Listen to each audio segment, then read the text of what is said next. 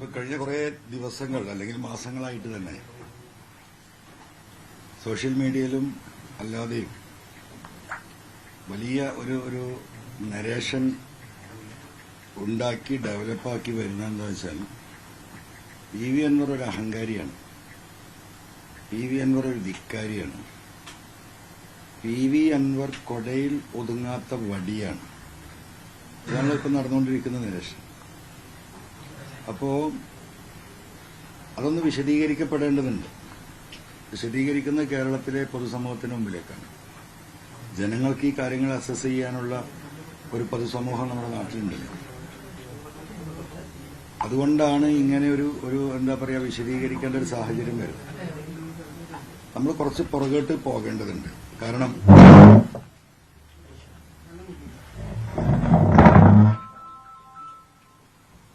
8-9 മാസം മുമ്പാണ് ഞാനുണ്ടായിരുന്ന ഒരു മുന്നണി സംവിധാനത്തിൽ നിന്ന് കേരളം നേരിടുന്ന വലിയ ചില പ്രതിസന്ധി, ജനങ്ങളുടെ ഇടയിലുള്ള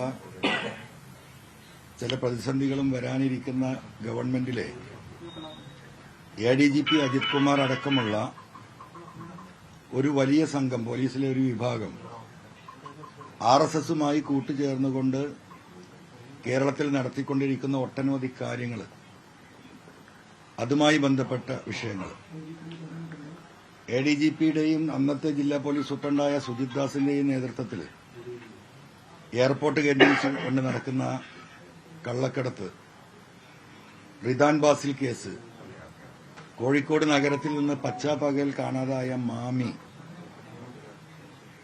ഭരണരംഗത്തെ IAS, IFS, IRS തുടങ്ങിയ ലോബിയും കേന്ദ്ര RSS നേതൃത്വവുമായുള്ള ബന്ധം, ഇതായിരുന്നല്ലോ വിഷയം.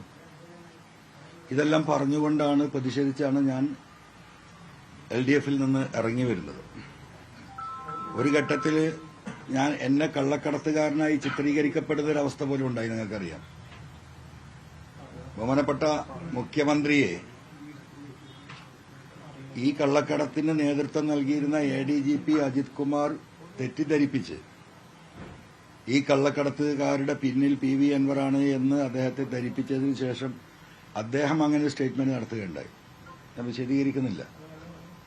അപ്പൊ ഞാൻ നിന്നിരുന്ന പ്രസ്ഥാനത്തിൽ എന്നെ കള്ളനാക്കുന്ന ഒരു ഘട്ടം വരുമ്പോഴാണ് നിജസ്ഥിതി കേരളത്തിലെ ജനങ്ങളോട് പറയേണ്ട ബാധ്യത എനിക്ക് വന്നത്.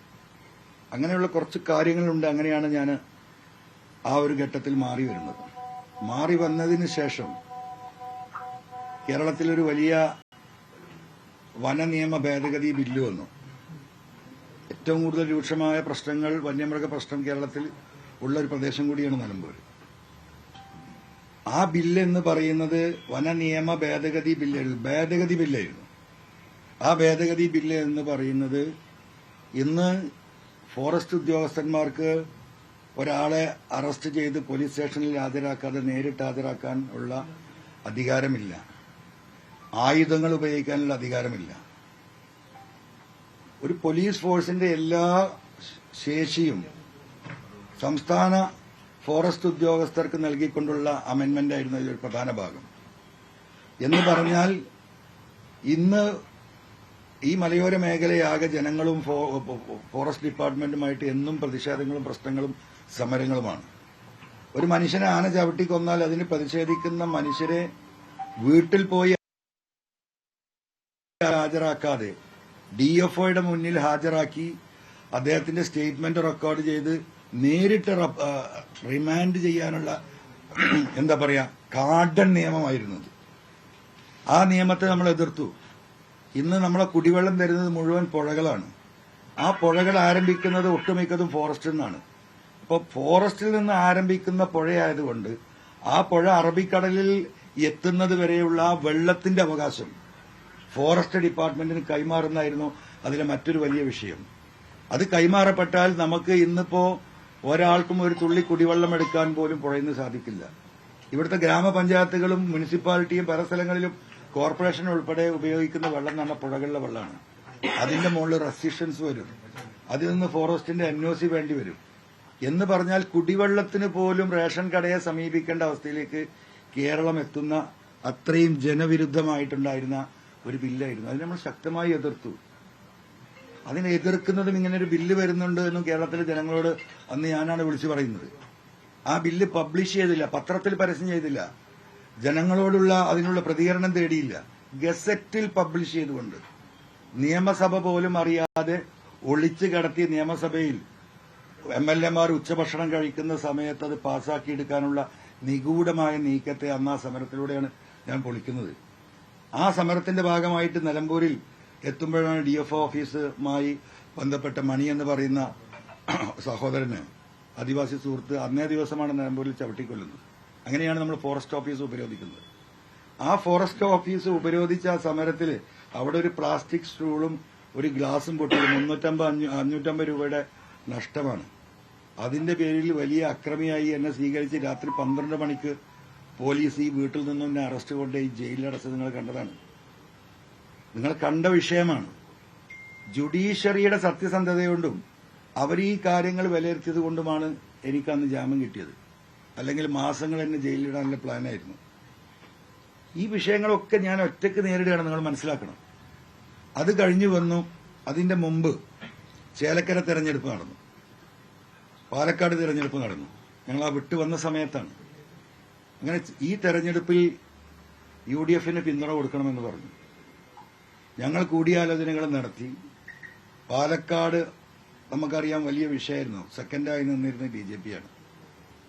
BJP-യുടെ കടന്നുവരവ് തടയണമെന്നത് നിർബന്ധമാണ്. ആ നിലക്ക് UDF-ന്റെ ആ റിക്വസ്റ്റ് നമ്മൾ അംഗീകരിച്ചു. ബഹുമാനപ്പെട്ട പ്രതിപക്ഷ നേതാവുമായിട്ട് തന്നെയാണ് ഞാൻ സംസാരിച്ചത്.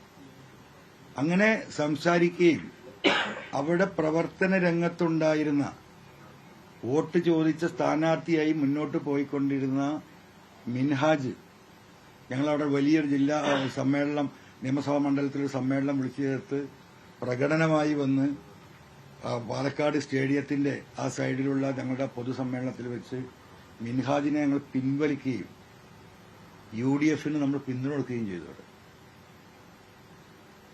വലിയ വോട്ടിനെ അവിടെ വിജയിച്ചു. ഞാൻ ആ വോട്ടിന്റെ അവകാശത്തിലേക്കൊന്നും പോകുന്നില്ല. എനിക്കെന്റെ ഈ നാടിനെ പോലെ തന്നെ ബന്ധമുള്ള നാടാണ് പാലക്കാട്. അതെല്ലാവർക്കും അതുമായി ബന്ധപ്പെട്ടവർക്ക് അറിയുന്നതാണ്. അവിടെ മിൻഹാജ് എന്ന് പറയുന്ന സ്ഥാനാർത്ഥിയുടെ അവിടുത്തെ പശ്ചാത്തലവും റാവുത്തർ ഫാമിലിയായിരുന്നു. ആ മുനിസിപ്പാലിറ്റിയിലെ ഏറ്റവും കൂടുതൽ മുസ്ലിം കമ്മ്യൂണിറ്റിയിലെ കേരളത്തിൽ തന്നെ ഏറ്റവും കൂടുതലുള്ള റാവുത്തർ സമുദായം താമസിക്കുന്ന സ്ഥലമാണ്. 4000 കുടുംബ വോട്ട് ഈ റാവുത്തർ ഫാമിലികളുടെ വോട്ടുള്ള സ്ഥലമാണ്. നമ്മൾ പിൻവലിച്ചു കൊടുത്തു, പിന്തുണ കൊടുത്തു. ഒറ്റ കാര്യമുള്ളൂ ഞാനന്ന് പറഞ്ഞിരുന്നത്, ഈ സ്ഥാനാർത്ഥിയെ പിൻവലിച്ചു കഴിഞ്ഞാൽ ആ UDF-ന്റെ ഉത്തരവാദിത്തപ്പെട്ട തെരഞ്ഞെടുപ്പ് പ്രചരണ കമ്മിറ്റിയിൽ അദ്ദേഹത്തിന് ഉൾപ്പെടുത്തണം.